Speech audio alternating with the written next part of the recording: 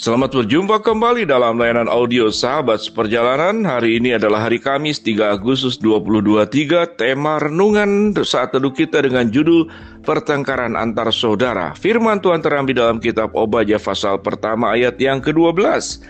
Janganlah memandang rendah saudaramu pada hari kemalangannya, dan janganlah bersuka cita atas keturunan Yehuda pada hari kebinasaannya, dan janganlah membual pada hari kesusahannya. Mari kita berdoa. Bapa dalam surga, kami ingin belajar daripada pertengkaran dua saudara kembar, yaitu Esau dan Yakub, yang berlangsung sampai bertahun-tahun dan tidak selesai. Mereka tidak rukun, namun mereka justru memikirkan pikirannya dan keinginannya sendiri. Dalam nama Tuhan Yesus kami berdoa. Amin. Shalom sahabat seperjalanan yang dikasihi Tuhan. Kita memahami Esau dan Yakub adalah dua saudara kembar dari Ishak dan Ribka, orang tuanya, ayah dan ibunya. Esau sebagai anak tertua dan Yakub sebagai anak yang kedua dari persaudaraan kembar ini. Nah, kita belajar bahwa Esau dan Yakub itu tidak rukun semenjak bagaimana Yakub meminta Esau menukar hak kesulungannya dengan makanan. Dan itu kemudian menjadi sebuah penyesalan bagi Esau di kemudian hari dan menganggap Yakub sebagai orang yang licik. Sementara Esau sendiri adalah orang yang tidak menjaga kehormatannya, yang memiliki hak kesulungan dijaga dan ditukarkannya dengan sangat mudah hanya dengan makanan. Artinya mereka berdua memang punya kesalahannya masing-masing. Sesungguhnya kesalahan adalah sesuatu yang sangat wajar dalam sebuah keluarga. Setiap kita bisa berbuat salah, setiap kita bisa berbuat hilaf, dan pada prinsipnya kesalahan itu adalah disadari, kemudian diberikan sebuah ruang untuk terus diri masing-masing itu memperbaiki menjadi lebih baik. Namun kebencian itu dari dua belah pihak itu terjadi terus-menerus, dan itu terjadi sampai kepada kitab Obadya. Tatkala kita melihat bahwa keturunan Yakub yaitu Israel itu akan melewati daerah Edom yang merupakan keturunan Esau. Karena Israel dikejar-kejar oleh bangsa Mesir untuk keluar daripada tanah Mesir dan harus melewati daerah Edom, yaitu daerah keturunan Esau. Apa yang terjadi? Sebagai saudara, maka Israel meminta pertolongan kepada Edom supaya membantu untuk melawan Mesir. Namun yang terjadi, Edom menolak Israel, bahkan kemudian Edom malah menyerang balik Israel. Sungguh luar biasa. Tatkala ada saudara di dalam sedang kesulitan dan meminta bantuan, bukannya dibantu tetapi justru diserang dan kemudian bersekutu dengan musuh untuk menghancurkan kita. Kalau sahabat seperjalanan pernah mengalami hal tersebut atau pernah menyaksikan peristiwa tersebut terjadi dalam keluarga, apa yang terjadi?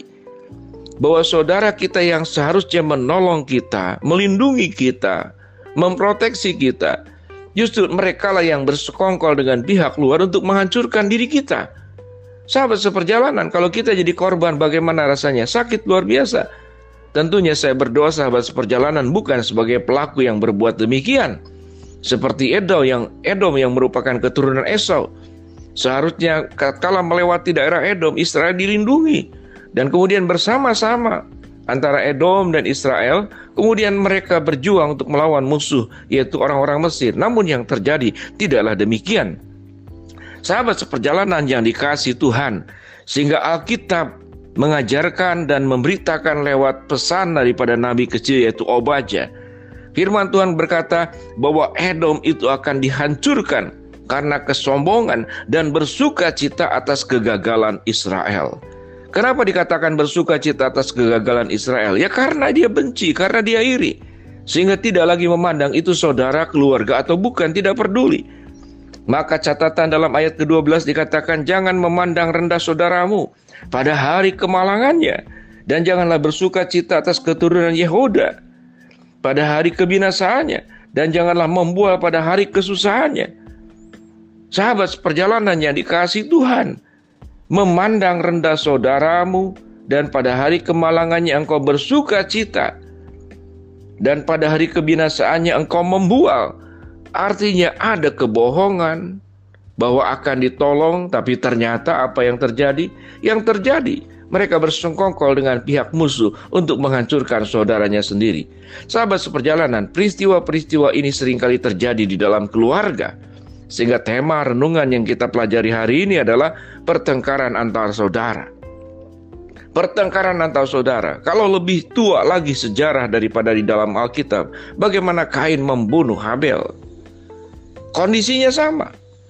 Bahwa manusia itu dalam manusia yang serakah, manusia itu dalam manusia yang menginginkan segala sesuatu hanya berpusat diri, keuntungan buat diri, kelancaran buat diri, berkat buat diri sendiri, tapi pihak lain tidak dipikirkan. Ada aspek keadilan yang harus ditegakkan, ada aspek sama rata yang perlu dilakukan. Kalau itu adalah bagian-bagian yang kita perlu terima dengan sama rata. Kecuali adalah usaha-usaha yang kita lakukan, kita mendapatkan sesuatu sesuai dengan usaha, sesuai dengan perjuangan, itu yang namanya keadilan. Orang yang berusaha 5 dapat 5, itu keadilan. Orang berusaha 2, itu dapat 2, itu keadilan. Jangan yang berusaha 2, kemudian berharap mendapatkan 5, itu adalah ketidakadilan. Sahabat seperjalanan, itulah yang disebut dengan pertengkaran antar keluarga, yang bisa terjadi juga di dalam keluarga kita.